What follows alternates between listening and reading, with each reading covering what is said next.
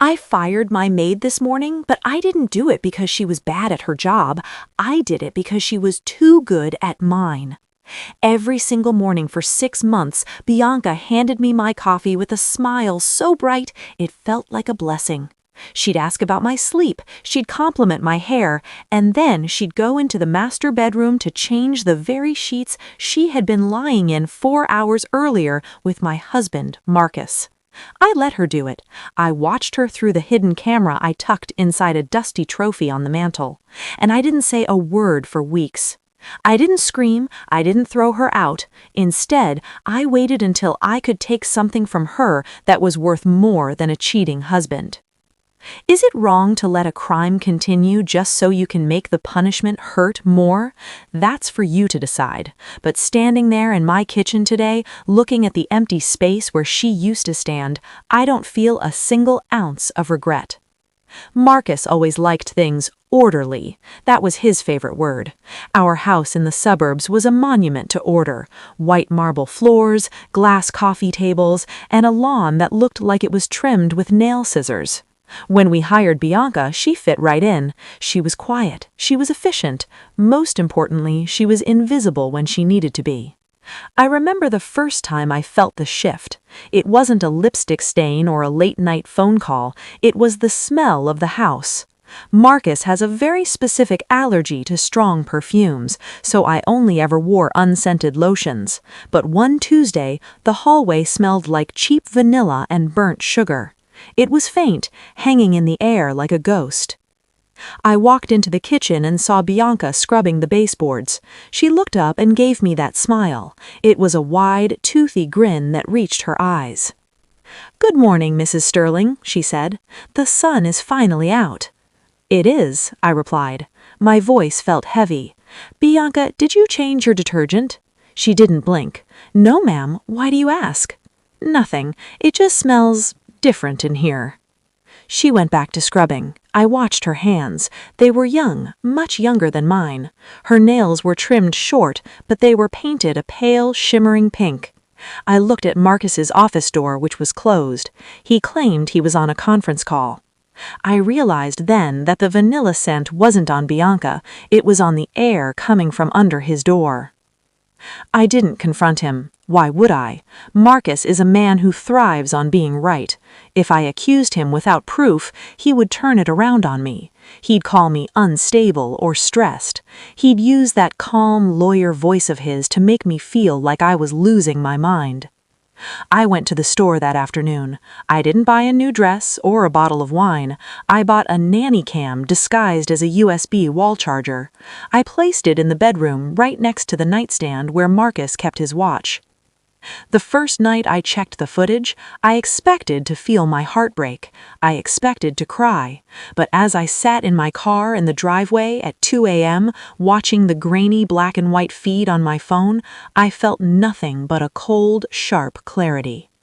There they were, my husband, the man who told me he loved my soul, and the girl who made my bed every morning. She wasn't just sleeping with him, she was laughing. She was sitting on the edge of the bed wearing my silk robe, mocking the way I walked. She did an impression of me, shoulders slumped, looking tired, and Marcus laughed so hard he had to cover his mouth. The next morning, the sun hit the marble floors just like it always did. Bianca arrived at 8 a.m. sharp. She walked into the kitchen, saw me sitting there with my tea, and flashed that same brilliant smile. It was a smile that used to make me feel safe, like the gears of my life were turning smoothly. Now it looked like a jagged blade disguised as a gift. "Good morning, Mrs. Sterling. You look like you stayed up late. Can I make you an extra strong espresso?" "That would be lovely, Bianca, thank you." I watched her move. She was so graceful, sliding across the tile with the confidence of someone who had already measured the windows for her own curtains. She moved around my kitchen like she owned the deed to the house. Every time she turned her back to me, I thought about the footage. I thought about her wearing my robe. I thought about Marcus's hand on her shoulder. I began to play a game with myself. I wanted to see how much she was willing to steal while I was still in the room. I left my diamond tennis bracelet on the edge of the sink while I washed my hands. I walked into the pantry, counting to 10. When I came back, the bracelet was still there, but it had been moved exactly 2 inches to the left. She had picked it up. She had felt the weight of it. She had probably held it against her own wrist, imagining the sparkle against her skin before putting it back. She wasn't just a thief of hearts, she was a thief of identity. Marcus walked in 5 minutes later, wearing his expensive suit. He kissed my forehead. It was a dry, clinical kiss, the kind of kiss you give a statue. "Morning, honey," he said. "Bianca, is the coffee ready?" "Just coming, Mr. Sterling," she said. Her voice had a tiny lilt to it, a melody I hadn't noticed before. They didn't look at each other. That was their mistake. They were being too professional. Usually, Marcus would complain if the coffee was 30 seconds late or if the foam wasn't thick enough. Today, he just waited, humming a tune that I realized with a jolt was the same one Bianca had been whistling the day before. They were sharing a soundtrack. They were acting out a play for an audience of 1. Little did they know, I had already read the script. As the days crawled by, I became a ghost in my own home. I stopped talking about my day. I stopped asking Marcus when he'd be home for dinner. I just watched. I noticed that Bianca had started using my expensive French face cream. The jar was depleting twice as fast as usual. One afternoon, I found a single strand of her long, dark hair caught in the clasp of my favorite pearl necklace inside my jewelry box. She wasn't just sleeping with my husband, she was trying me on. She was testing the life of Lydia Sterling to see if it fit her proportions. I started staying in the guest room, claiming I had a lingering migraine. This gave them more room to breathe and more room to hang themselves.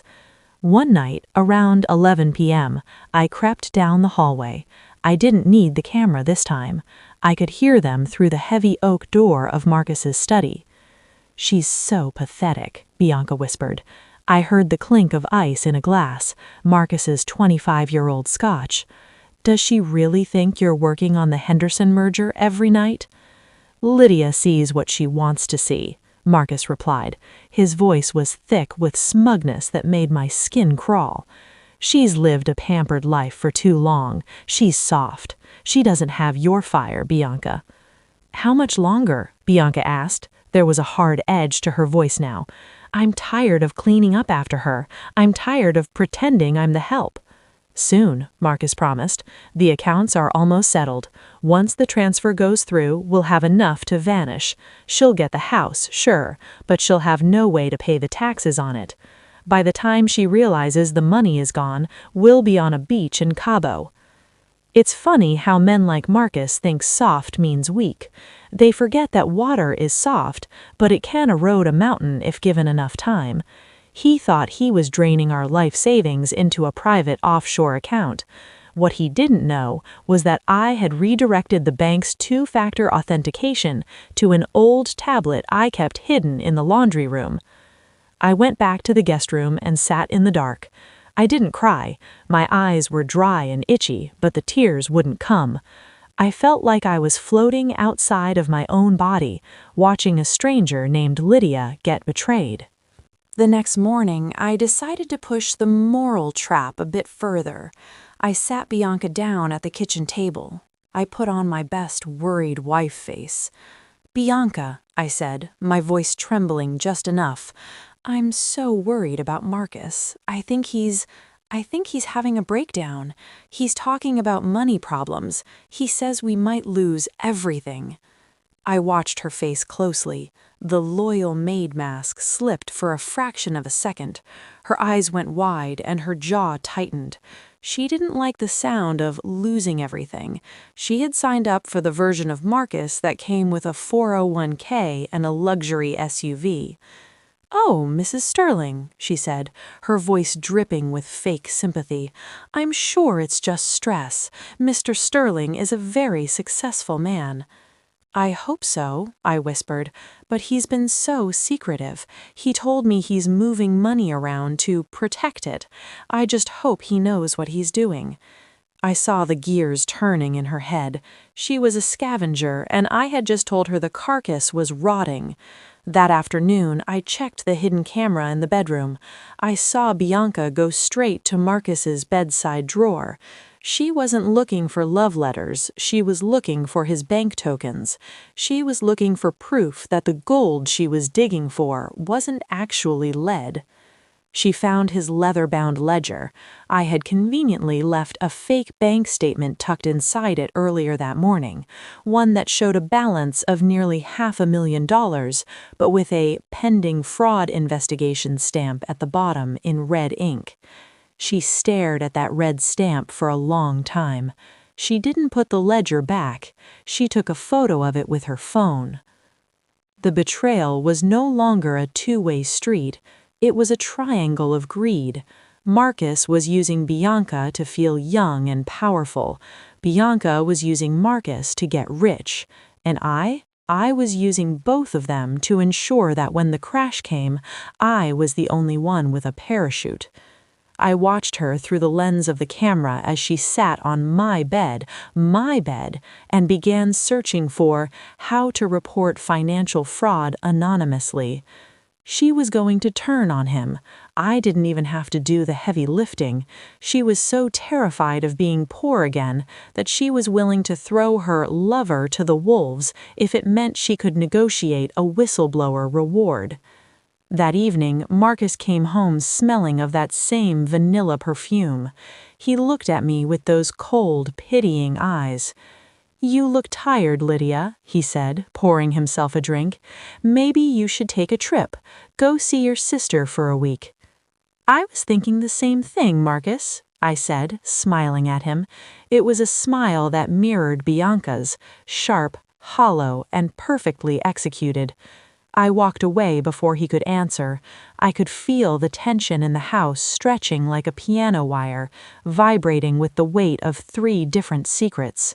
The order Marcus loved so much was gone. The house was full of shadows, and every single one of them was whispering a different lie. I stood in the dark hallway watching Bianca leave for the night. She didn't say goodbye to me. She just walked out the door, her head buried in her phone, probably calculating her next move. I realized then that I wasn't just losing a husband, I was gaining a masterclass in revenge. By the end of the month, Marcus became bolder. He stopped hiding the scent of her. He stopped pretending to be tired. He told me he was going on a business retreat to the mountains for the weekend. I knew, based on the search history I tracked on the home Wi-Fi, that he had booked a luxury cabin for 2. Bianca asked for the weekend off too. "My sister is sick," she told me, her eyes brimming with fake tears. I let the silence stretch out. I wanted her to squirm. I wanted her to wonder if I knew. While she stood there, twisting the hem of her apron, I realized she wasn't just lying about her sister. She was already mourning the life she thought she'd stolen.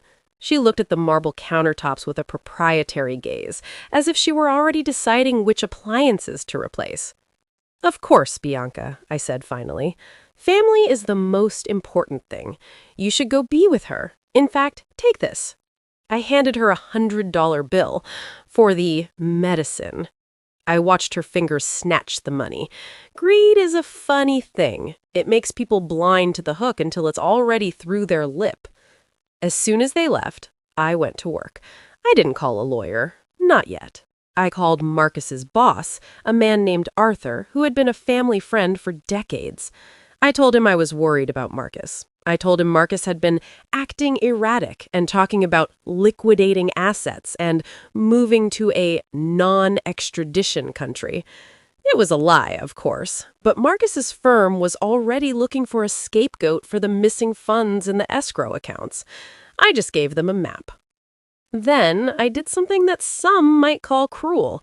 I went to Bianca's small apartment while I knew she was at the cabin with my husband. I didn't break in. I had a spare key she'd left in her cleaning kit.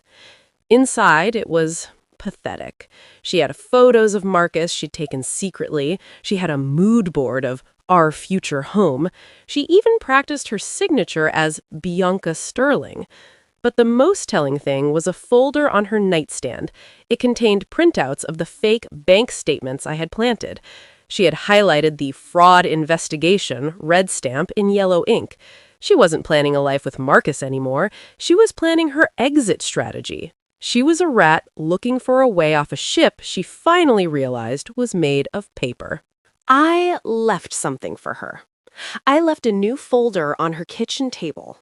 Inside were the real bank statements showing that the $420,000 she thought Marcus had was actually frozen by the IRS. I also left a copy of the hidden camera footage of her and Marcus in our bed, printed out frame by frame. Monday morning arrived. Bianca showed up at the house looking exhausted but smug. She had a glow about her, the kind of glow you get when you think you finally outsmarted the person who pays your bills. Marcus wasn't home yet. He'd told me he'd be back by noon. She started her routine. She grabbed the vacuum. She went to the master bedroom. I followed her, watching as she touched the silk curtains with a sense of entitlement that made my blood boil. "Bianca?" She turned, startled. "Yes, ma'am?" "I think you missed a spot," I said, pointing to the bed.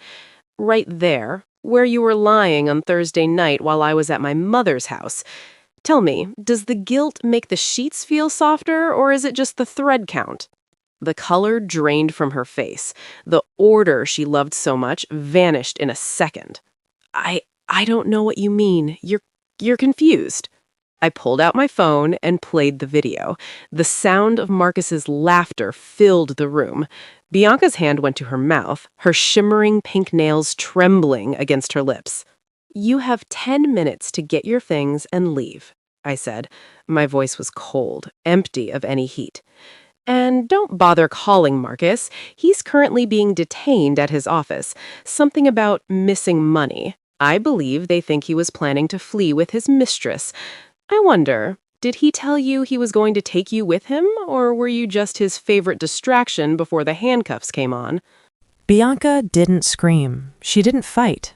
She realized far too late that the woman she'd been mocking was the one who controlled the roof over her head. She scrambled to grab her bag and ran out the door. She didn't even take her shimmering pink nail polish. Marcus called me an hour later. He sounded like a broken man. "Lydia, there's been a mistake. The police, they're here. You need to come down. You need to tell them I wouldn't do this." "I can't do that, Marcus," I said, sitting on the porch swing. "Because I'm the one who told them you would." "What? Why? Lydia, listen to me." "I saw the video, Marcus. I saw Bianca in my robe. I saw you laughing at me. I hope the order in your prison cell is up to your standards." I hung up. I didn't feel sad. I didn't feel broken. I felt like I had finally cleaned a stain that had been sitting on my heart for a decade. I sold the house 3 weeks later. I took the remaining money from our joint account, the money the IRS hadn't flagged yet, and I moved to a city where nobody knows the name Sterling. Sometimes I think about Bianca. I wonder if she's still wearing that pale pink polish. I wonder if she still smiles at people while she's planning to take what they have. But then I realize it doesn't matter.